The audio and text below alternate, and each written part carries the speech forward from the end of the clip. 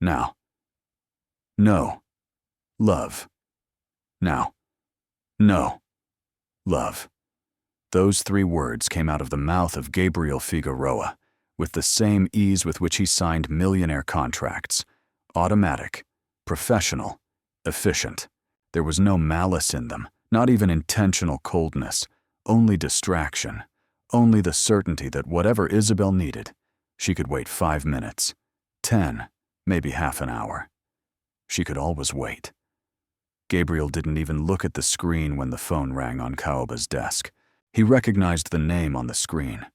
Isabel, his wife, the woman he had been married to for 8 years, the one who made coffee every morning, although he rarely drank it before going out, the one who left notes on the refrigerator door, reminding him of medical appointments that he never attended, the one who had learned to smile when he arrived late, although his eyes no longer shone as before. He answered without thinking, with his earphone between his shoulder and ear, while reviewing a financial report that his assistant had just sent him. Now, no, love. I'm on an important call. I'll call you in a while. He hung up before she could answer, before he could say why he was calling, before he noticed that his voice sounded different, calmer than usual, firmer, as if he no longer expected him to respond in another way. Gabriel Figueroa had built an empire from scratch. At 39, he owned one of the most respected investment firms in the country, buildings with his name, bank accounts with figures that most people could not even pronounce, Italian suits made to measure, Swiss watches that cost more than a luxury car. Everything he touched became gold, except his marriage. But Gabriel did not know, or perhaps he suspected it in a deep corner of his mind, in those brief moments between work and sleep, when the house was too quiet and the bed felt too big.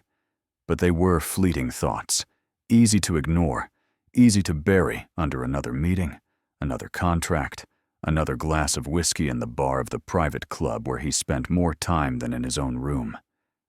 That afternoon, when he finally kept the documents and looked at the clock, it was already 8 o'clock at night. Outside, the city shone like a board of lights. From the 23rd floor of the corporate tower, everything seemed small, manageable, under control. He took the keys to the Porsche and left in no hurry. The way home was such a familiar routine that he could do it with his eyes closed. 20 minutes on the highway, 3 traffic lights, the automatic grid of the private urbanization where they lived, the stone path that led to the 2-story house with floor windows, roof, and garden perfectly pruned. Isabel had chosen that house. He had signed the check. When he entered, everything was as usual. The lights of the living room on, the soft vanilla aroma that came from the candles that Isabel always left on in the kitchen, the comfortable silence of a home where 2 people lived together without really meeting. Isabel was in the kitchen, behind him, stirring something in a pot. He was wearing a simple ivory dress that he did not remember seeing before. His dark hair fell loose on his shoulders, wavy in a natural way. It had always been beautiful. That had never changed. But Gabriel no longer looked at her as before. He no longer stopped to notice the small details, the curve of his neck, the way he bit his lower lip when he was focused, the delicacy of his hands. "Hello," he said, leaving the keys on the marble countertop. Isabel did not turn immediately. She finished stirring whatever was cooking. She turned off the stove calmly, and only then turned to him. There was something different in his gaze, something that Gabriel could not identify immediately. It was not anger, it was not sadness, it was something worse. It was peace. "Hello," she replied with a small smile, almost polite, as if she were a hostess receiving a desperate guest, but not especially desired. Gabriel frowned, barely perceptible. Something did not fit, but he did not know what. "I prepared dinner," said Isabel, pointing to the table already served. "Mushroom risotto. I know you like it." He still sat down watching her. "Thank you." Although he ate something in the office, it was not true.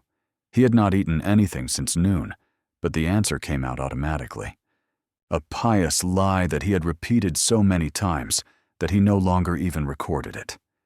Isabel did not react. There was no disappointment on her face. There was no resigned sigh that used to escape from her lips when he rejected what she was preparing. He only sat down, served a portion on a plate for her, and sat down at the table with an open book next to the fork. Gabriel stood up, looking at her. He was expecting something, a question about his day, a comment about how late it was, even a veiled reproach. But nothing came. Isabel ate in silence, going through the pages of the book with a tranquility that seemed rehearsed. He served himself a whiskey and sat down on the sofa of the room, checking emails on the phone. The sound of the covers against the ceramics was the only noise in the house. After a few minutes, Isabel finished, washed her plate, and went up the stairs without saying a word. Gabriel waited to hear her footsteps stop in front of the door of the main room. He waited for her familiar sound entering the bathroom to remove her makeup, change, get ready to sleep. But the steps did not stop where they should. They followed the corridor to the guest room. The door closed with a soft click. Gabriel put down the phone, looked down the stairs, snorted the signal. Maybe he was looking for something. Maybe he had left his clothes there and would pick them up in a moment. Maybe. 10 minutes passed. 20. Half an hour. Isabel did not leave. He finished the whiskey and went up the stairs, stopping in front of the closed door of the guest room. He knocked once, twice. There was no answer. He turned the knob carefully. The door was not closed with a key. It opened without resistance. Isabel was lying in bed, on the side, with her eyes closed. The light of the bureau lamp drew soft shadows on her face. She was not asleep. Gabriel knew it by the way she breathed, too controlled, too conscious. Isabel called him in a low voice. She did not move. "What are you doing here?" "Sleeping," she replied without opening her eyes. Her voice was calm, almost gentle. "Why are you not in our room?" "Because I want to sleep here tonight." Gabriel waited for an explanation, a previous fight that he had forgotten. A complaint that he had not heard, something that justified this sudden change. But Isabel did not say anything else. She only settled better between the sheets, turning her back. He stood at the threshold, with his hands in his pockets, feeling strangely out of place in his own house. After a moment that felt too long, he closed the door and walked to the main room. The bed was made perfectly. The pillows were placed precisely, everything in order, everything in its place. But Isabel wasn't there. Gabriel took off his suit, showered, and lay down alone. He looked at the ceiling in the darkness, with the phone still in his hand, thinking of sending him a message, asking him what was going on, asking him to come back. But the words did not arrive, and the message was never written. Eventually, he closed his eyes, and when he woke up the next morning, Isabel had already prepared coffee. The cups were on the top, steaming and perfect. But she was no longer in the kitchen. She was in the garden with a book in her hands, sitting on the iron table, forged under the shadow of the jacaranda. She did not even look at him when he passed by the window. And so, without words, without screams, without tears, something fundamental had changed. Gabriel just did not know what. Gabriel Figueroa was not a man who would let himself be easily destabilized. He had faced financial crises, brutal negotiations, ruthless competitors. He knew how to keep calm when everything around him threatened to crumble. But this was different. This had no name, it had no form. It could not be fought with strategy or money. Isabel was still there, in the same house, under the same roof. But it was as if an invisible wall had been built between them, as solid as the armored glass of his office, but infinitely more difficult to break. The first days, Gabriel waited for it to pass, for it to be a temporary break, a bad moment. Maybe he was upset about something he had forgotten, an anniversary, an unfulfilled promise, some dinner he had not arrived at. He searched in his memory, in his calendar, in the old messages on his phone. Nothing. There were no recent important dates. There were no obvious clues, but Isabel did not act as if she were upset. That was the most disconcerting part. There were no knocks. There were no tense silences, full of reproach. There were no hurting looks or passive-aggressive comments. She simply existed in parallel to him. Every morning, Gabriel came down and found the coffee ready, the table set, the newspaper folded next to his cup. Everything as usual. But Isabel was no longer there to see him drink it. He was in the garden, or in his improvised study in the reading room, or simply had left without leaving a note. The first few times he sent her messages. "Where are you? What time are you coming back? Do you need anything?" She answered. She always answered. But her messages were brief, informative, stripped of any warmth. "At the gym, I'll be back at 3. No thanks." There were no emojis. There was no little heart that he used to put at the end of each text. There was no affectionate diminutive that he used to call him since they got married. Only words. Functional, educated, empty. One night, Gabriel arrived early. Deliberately early. At 6 in the afternoon instead of 9 or 10. He thought that maybe that would make a difference. That Isabel would notice it.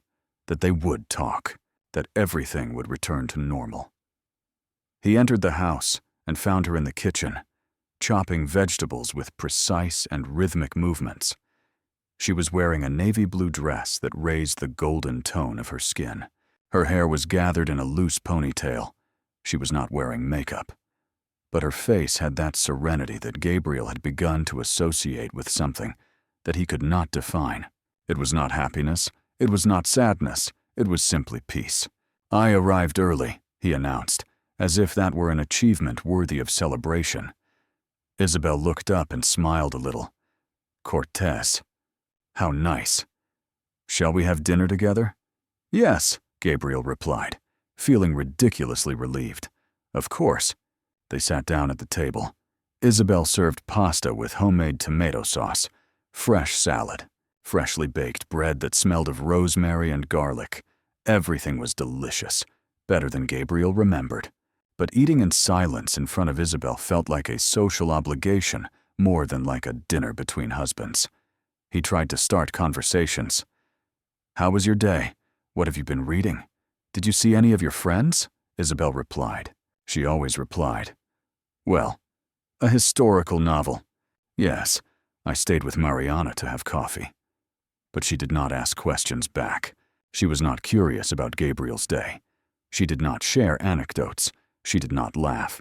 She did not sigh. She did not complain. She only ate, she replied when they spoke to her, and she cleaned her plate when she finished. After dinner, Gabriel followed her to the living room, waiting for them to sit together on the sofa as they used to.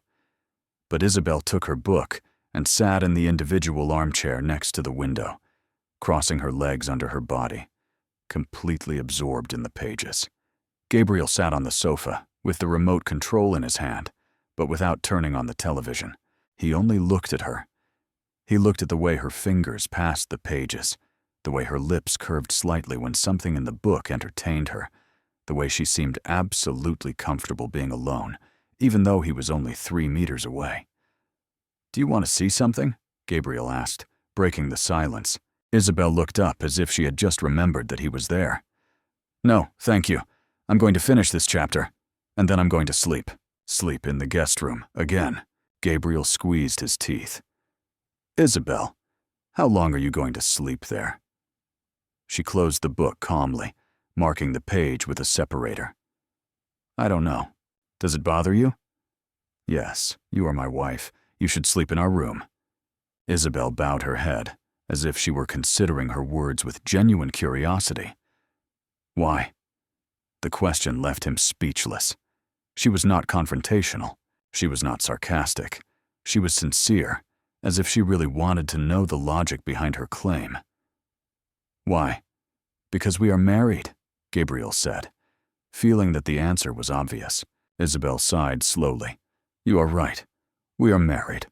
But sleeping in separate rooms doesn't change that, does it? Many couples do. For comfort, for space, for different schedules." "That's not why," Gabriel replied, with a growing frustration. "It's because Because something changed. And I don't know what it is. Isabel looked at him for a long time, and for the first time in days, Gabriel felt that she really saw him, that she wasn't just being polite or courteous, that there was something genuine in her gaze. But what she saw there wasn't what she expected. It wasn't anger. It wasn't pain. It was something much more terrifying. It was acceptance. "Nothing changed, Gabriel," said Isabel softly. "I changed." And before he could process those words, she got up. She said goodnight to him with a kiss on her cheek, so light that he barely felt it. And he went up the stairs. Gabriel was left alone in the living room, with the echo of his voice resonating in his mind. I changed. As if it were something I had decided, as if it were something I had chosen, as if he had nothing to do with it. That night, Gabriel couldn't sleep. He stayed awake, looking at the ceiling, listening to the distant sounds of the house, the clock on the wall marking every second, the wind moving the branches of the tree out of the window, the heavy silence that filled every corner. The next morning, he decided to try something different, something big, something that would show that he was paying attention, that he cared. He canceled all his meetings of the day. He called the city's most exclusive florist and ordered an arrangement of white roses, Isabel's favorites, to fill the entire room. He reserved a table in the restaurant where they had had their first date. He bought a diamond bracelet that he had seen months ago in a jewelry store and that he knew she had admired, although he never asked for it. When Isabel came home that afternoon, the room was transformed. White roses everywhere. The sweet and intoxicating aroma filled the air. Gabriel was standing in the middle of the room, with the velvet case in his hand, dressed in the suit that Isabel had told him once he liked. She stopped at the entrance, looked at the flowers, looked at him. His expression did not change. "Gabriel, what is all this?" he asked calmly. "It's for you," he replied, approaching with a smile that he expected to be charming. "I thought we could go out to dinner, like before. And I want you to have this." He extended the case. Isabel took it, opened it, and looked at the bracelet carefully. It was beautiful, delicate, expensive, exactly the kind of jewel that any woman would appreciate. "It's beautiful," Isabel said, closing the case carefully. "Thank you." But he didn't put it on. He didn't smile. He didn't hug him. He just left it on the center table and walked to the kitchen. "Is that all?" Gabriel asked, following her. "Thank you." Isabel opened the refrigerator, took out a bottle of water, and drank slowly before answering. "What else do you want me to say?" "I don't know," Gabriel replied, feeling that frustration grew in his chest. "I thought this would make you happy." Isabel looked at him with those dark and calm eyes that no longer showed anything of what he was looking for. "The flowers are beautiful. The bracelet is beautiful. But they don't make me happy, Gabriel, because it's not what I needed." "It never was." "Then tell me what you need," Gabriel demanded, raising his voice for the first time. "Tell me what the hell you want from me." Isabel left the bottle on the counter with a soft sigh. "Nothing. I don't need anything from you anymore. And I think that's the part that scares you the most." She turned around and went up the stairs, leaving him alone among a sea of white roses that suddenly felt like a mockery, like a reminder of everything she had done wrong without even realizing it. Gabriel fell to the sofa, his head between his hands, and for the first time in years, he didn't know what to do. Because the problem wasn't that Isabel was angry. The problem was that she didn't care enough to be there. And that, Gabriel was beginning to understand, was much worse. And before continuing with this story, I want to take a break for a moment. Beautiful. Where are you listening to me from? I would love to know. Maybe you're at home, preparing dinner. Maybe in the car, on your way to work. Or maybe it's night, and this story is accompanying you before you go to sleep. Wherever you are, I want you to know that your presence here matters. Every thought, every reproduction, Every minute you spend listening to these stories means everything to me. If this story is touching something in your heart, if it's making you feel, reflect, or if it's just keeping you company, leave me a comment below. Tell me what you think, what you feel. Share your story if you want. I read every comment. I answer each one. Because this is not just a story. It's a conversation between you and me. And if you're enjoying it, give me a like. Help more people find these stories. Help more hearts connect with these emotions that we all, in some way, have lived. Now let's go back to Gabriel and Isabel, because their story is just beginning to reveal their most painful truths. Gabriel had spent years building certainties, numbers that squared, contracts that were fulfilled, results that could be measured and controlled. But Isabel had become an impossible equation to solve. The more she tried to get closer, the more clearly she saw the distance that separated them. A distance that was not measured in meters, but in years of absence disguised as presence. It was Javier who finally gave him the words that Gabriel had not wanted to say. Javier Mendoza had been his partner for 15 years, but more than that, he was his friend. One of the few men in his circle who was not afraid of him, who did not need to impress him, who could tell him the truth even if it hurt. They were at the club bar, surrounded by the low murmur of business conversations and the soft tinkling of glass cups. Gabriel had been talking for half an hour, telling him everything: the separate rooms, the silences, the polite but empty answers, the rejected bracelet, Isabel's terrifying calm that made him feel as if he were screaming in a soundless room. Javier listened to him uninterruptedly, turning his glass of whiskey between his fingers, with that thoughtful expression he used when analyzing complex problems. When Gabriel finally stopped, exhausted of his own words, Javier reclined in his chair and exhaled slowly. "Do you know what I find most interesting about all this?" Javier asked. Gabriel looked at him, waiting for some strategy, some practical advice.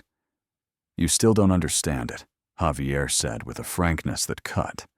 "You still think this is something you can fix with a gesture, with gifts, with last-minute attention, as if Isabel were an unsatisfied client you can win back with a better proposal.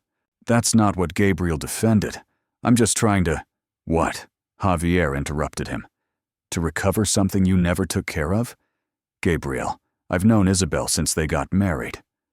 She's an incredible woman, intelligent, patient, loyal, and for 8 years I've seen her waiting for you.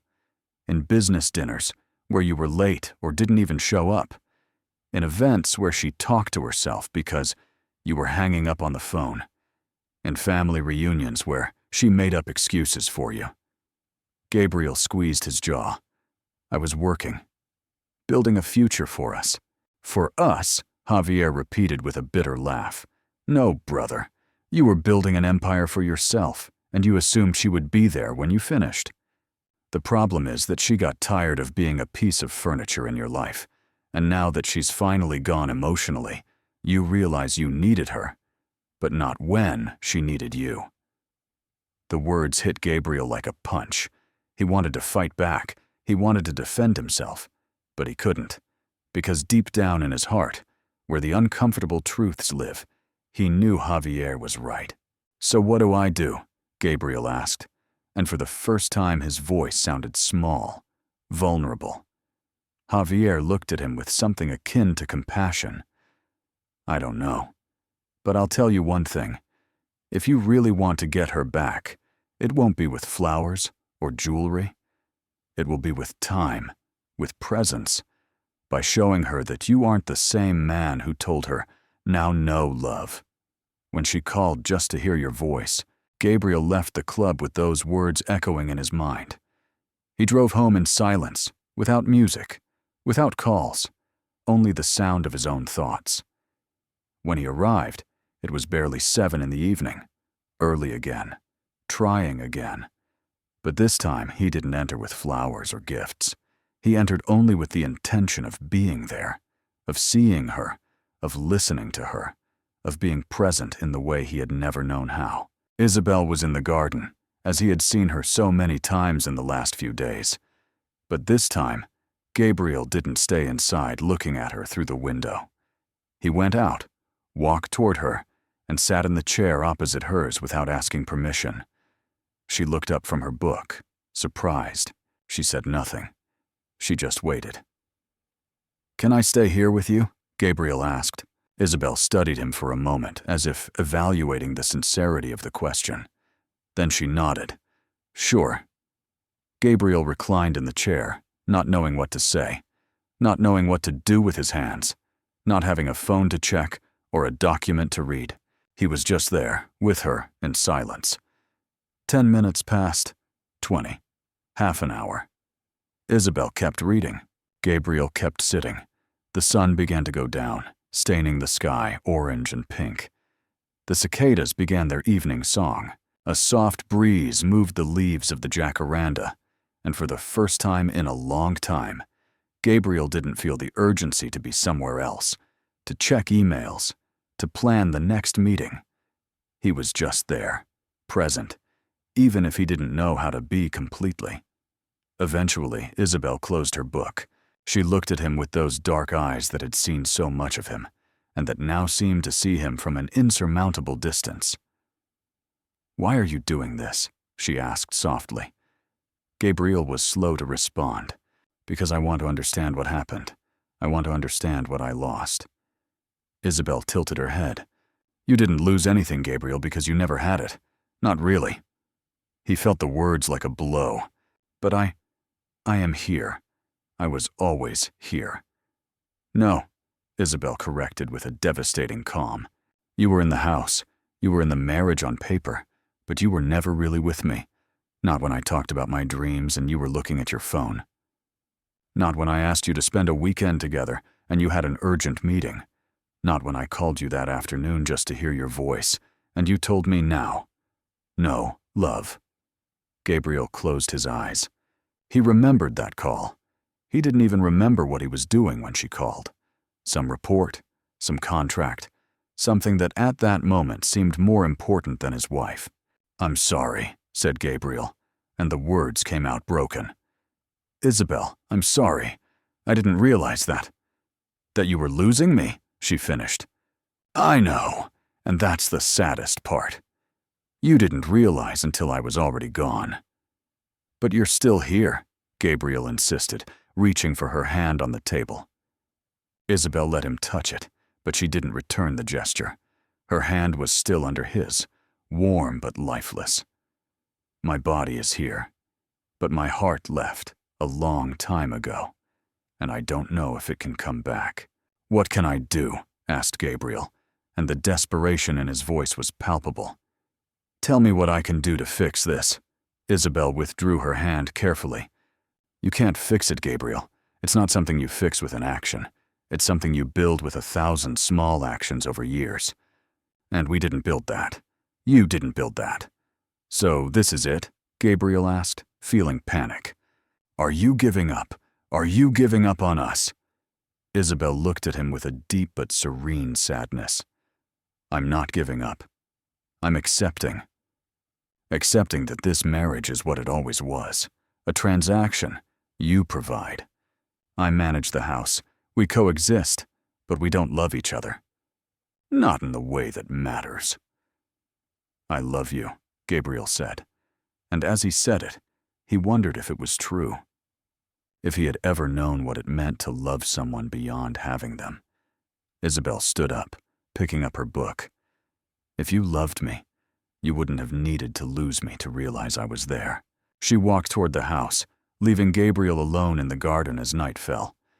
He sat staring at the empty chair where she had been, feeling the weight of all the moments in which he had chosen something else. Some more important contract, some more urgent meeting, some call that couldn't wait. And he wondered if there was a way to rewrite a story that was already written, if he could learn to love someone who had learned to live without him. Because Isabel was right. He hadn't lost her in a moment. He had lost her in 1,000 small moments that he never recovered. And now, sitting alone in the darkness, Gabriel finally understood the difference between having someone and really being with someone.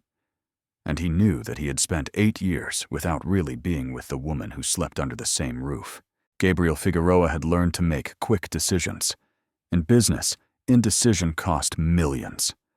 But this was not a business. This was his life. And for the first time, he didn't know if the decisions he was taking would arrive in time. The morning after that conversation in the garden, Gabriel did something he had never done in 15 years of career. He called his assistant and asked her to reorganize his schedule, not only for that day, but for the next 3 months. He canceled meetings he had considered crucial. He delegated projects he had always insisted on supervising personally. He rejected invitations to networking events that he would have previously considered indispensable.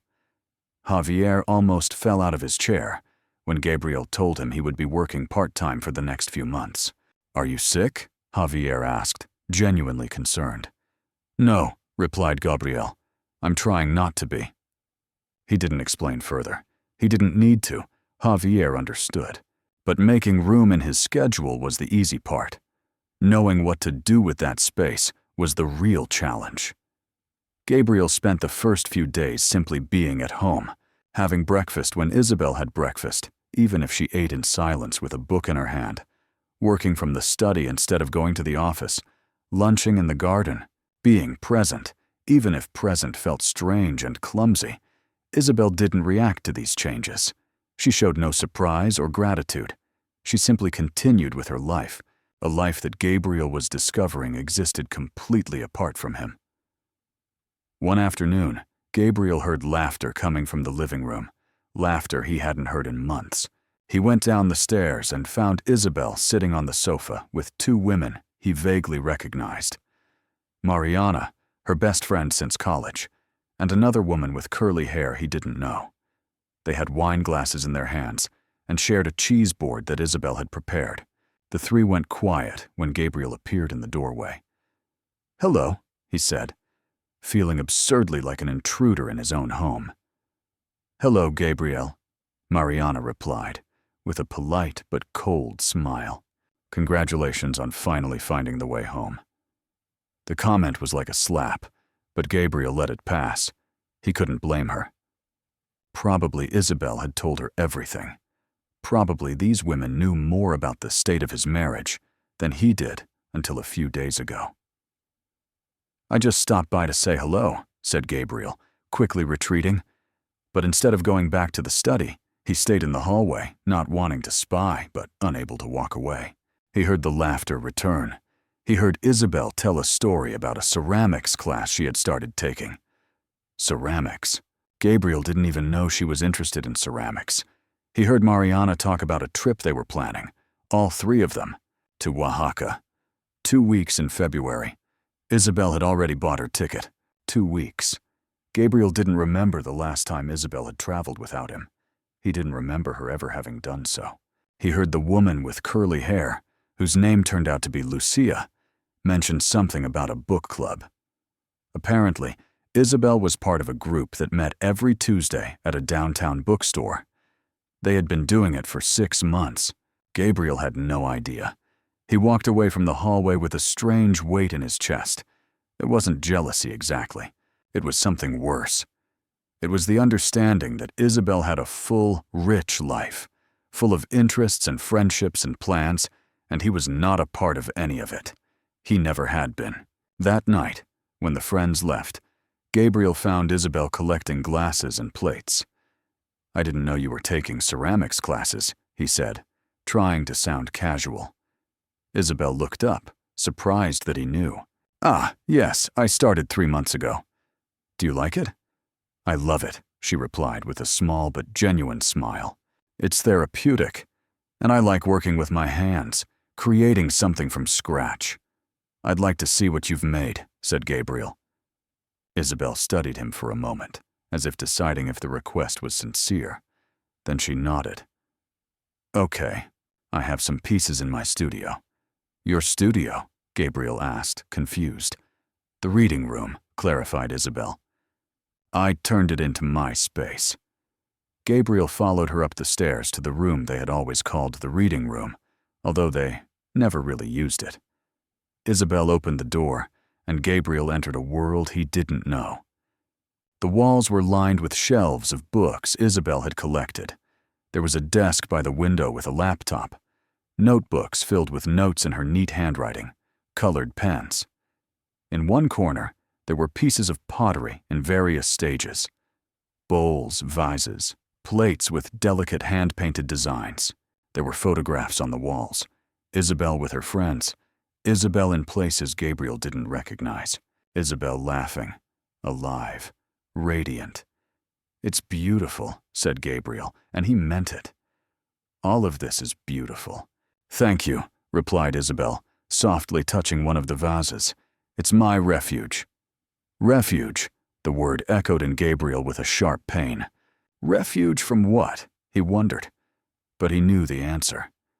Refuge from a marriage that had become a cage of courtesy and silences. Gabriel picked up one of the bowls, admiring the perfect weight, the smooth texture of the glaze. "Can I keep one?" Isabel looked at him, surprised. "Seriously?" "Yes, I want to have something you made, something that is yours." Isabel chose a small bowl in blue and green tones. "I'll give you this one. I made it last week. It's one of my favorites." Gabriel took it as if it were something sacred. He took it to his room and put it on his nightstand. And every time he saw it, he remembered that there was a woman living in his house whom he had never really known. A woman with passions and talents, and friendships that existed completely outside his orbit. Days passed. Gabriel continued changing his routine. He started cooking breakfast some days, although his culinary skills were clumsy. Isabel watched him with a mix of surprise and skepticism, but she ate what he prepared without complaining. He started asking about her day, her classes, her friends, and he listened. He really listened. He didn't check the phone. He didn't think about work. He just listened to her talk about the pottery wheel technique, about the book she was reading, about the trip to Oaxaca she was planning. But the more he listened, the more he understood the magnitude of what he had lost. Every new thing he learned about Isabel was a reminder of how much he had ignored, how many conversations he had let pass, how many times he had been physically present, but emotionally absent. One night, they were sitting in the living room after dinner. Isabel was reading. Gabriel was pretending to read. In reality, he was just watching her. The way she slightly furrowed her brow when something in the book confused her. The way she bit her lower lip when she was concentrated. The way she turned the pages carefully, as if every book were something precious. "Isabel," said Gabriel, breaking the silence. She looked up. "Can I ask you a question?" "Sure." "Are you happy?" Isabel closed the book slowly. "Happy?" "Yes. Now, at this moment in your life, are you happy?" Isabel thought about it for a long moment. "Yes." She finally answered. "More than I've been in a long time." The words should have made him feel good. They should have relieved him. But they didn't, because Isabel's happiness didn't include Gabriel. It existed despite him, not because of him. "I'm glad," said Gabriel, and he meant it, even if it hurts. Isabel looked at him with something like compassion. "Gabriel, why are you doing all this? The breakfasts, the questions, the time at home. Is it because you really want to be here, or because you don't want to lose me?" "Can't it be both?" Gabriel asked. "It could," admitted Isabel. "But there's a difference between wanting to be with someone and not wanting to lose what that someone represents. You have to discover what your truth is." She stood up, said goodnight, and went up to her room. The guest room, where she still slept, where she would probably continue to sleep. Gabriel was left alone in the living room, with the blue and green bowl in his hands, wondering if there was a way to show someone you had changed when all you had was time and presence, and the person you loved had already learned to be happy without either of them, because that was the real problem. Gabriel was finally ready to give Isabel what she had always needed, but Isabel no longer needed it, And that was the cruelest irony of all. Gabriel Figueroa had always believed that problems were solved with immediate actions, with quick decisions and measurable results. But Isabel was teaching him something that no business book had ever taught him. That some things weren't fixed, they were rebuilt. Brick by brick, day by day, without guarantees. 3 months passed. 3 months in which Gabriel woke up early and made coffee, in which he sat down for breakfast with Isabel, even if she kept reading in silence, in which he worked from home, turned down unnecessary trips, and was present, not in a desperate way, not begging, just being there, consistently. He learned to cook, poorly at first, burning rice, overcooking pasta, but he kept trying, and eventually, his clumsy hands that signed million-dollar contracts learned to chop vegetables, to measure spices, to serve dishes that weren't perfect, but were made with attention. He signed up for the same book club as Isabel. The first time he showed up, Mariana almost spat out her coffee. Isabel just looked at him with one eyebrow raised, but she didn't ask him to leave. Gabriel read the books. He participated in the discussions. He listened to these women talk about characters and themes with a passion that rivaled any business meeting. He stopped sending messages asking where Isabel was. Instead, when she arrived, he asked her how her day was and listened to the full answer. But Isabel didn't change her routine. She still slept in the guest room. She still lived her independent life. She was still kind, but distant, as if Gabriel were a considerate housemate, but not her husband. And Gabriel started to understand that maybe that was all that would remain. Maybe he had arrived too late. Maybe some things, once broken, couldn't be joined back together in the same way. But he kept trying, not because he expected anything in return, but because he finally understood that to love someone wasn't to possess them. It was to honor them. It was to see them. It was to be present when it mattered, not just when it was convenient. One Friday night, Gabriel arrived home and found Isabel in the garden, but this time she wasn't reading. She was sitting at the wrought iron table with her head in her hands, her shoulders shaking slightly. She was crying. Gabriel felt his chest tighten. In all the years they had been together, he had seen Isabel cry perhaps 3 times. And never like this, never with this kind of silent pain that seemed to come from a deep place. He approached slowly, not knowing if he would be welcome. "Isabel, what happened?" She looked up. Her eyes were red. Her cheek was marked by the sleeve of her sweater. She looked vulnerable in a way that broke something in Gabriel. "My dad," said Isabel in a broken voice, "is in the hospital. He had a stroke." Gabriel felt the world stop. Isabel's father. The man who had welcomed him into his family with open arms. The man who had held his hand at the wedding and said, "Take care of my girl," like both a reminder and a threat. "When did it happen?" Gabriel asked, kneeling in front of her. Isabel looked at him with a sadness that went beyond the news about her father. "Because I no longer have the reflex to call you when something bad happens." The words hit Gabriel like a fist in the stomach, but there was no time to process them. Not now. "Let's go," said Gabriel, taking Isabel's hands in his. "I'll take you, right now." "Gabriel, it's late," Isabel protested weakly. "And you have—" "I have nothing," Gabriel interrupted firmly. "Nothing more important than this. Than you." Isabel looked into his eyes, searching for something. Sincerity, maybe, or maybe just comfort. Then she nodded. The trip to the city was 2 hours. Gabriel drove in silence while Isabel stared out the window with her hands clenched in her lap. Halfway there, she began to talk.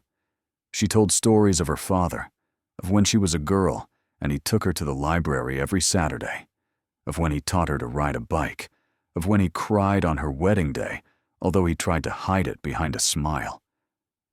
Gabriel listened to every word and realized he had never asked her these things. He had never asked her to share these memories. He had assumed he knew Isabel because he lived with her. But living with someone was not the same as knowing them. When they arrived at the hospital, Isabel's mother was waiting for them in the emergency room. Her eyes showed the same fear Gabriel saw in Isabel's. They hugged for a long time, while Gabriel stayed a few steps back, feeling useless. The doctors said Isabel's father was stable, but needed surgery in the morning. They couldn't see him that night. They could only wait. Gabriel stayed. He bought coffee from the machine. He got blankets when the waiting room got cold. He talked to the doctors when Isabel's mother was too overwhelmed to process the medical information. He held Isabel's hand when the fears became too big. And sometime in the early morning, while Isabel dozed with her head resting on his shoulder, Gabriel realized that this was love. Not the flowers, not the jewelry, not the grand declarations, but this. Being present in the difficult moments, being the place where someone can lean when the world feels too heavy. The surgery was successful. Isabel's father moved to intensive care. The doctor said recovery would be long, but there was hope. Isabel cried with relief in her mother's arms, and then, for the first time in months, she allowed herself to cry in Gabriel's arms. "Thank you," Isabel whispered against his chest. "Thank you for being here." "Always," Gabriel replied.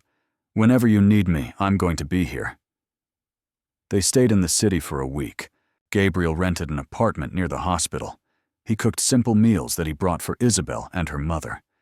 He sat with Isabel's father when he woke up, talking to him about business and sports, even if the older man could only nod weakly. He took care of Isabel in all the small and large ways that mattered.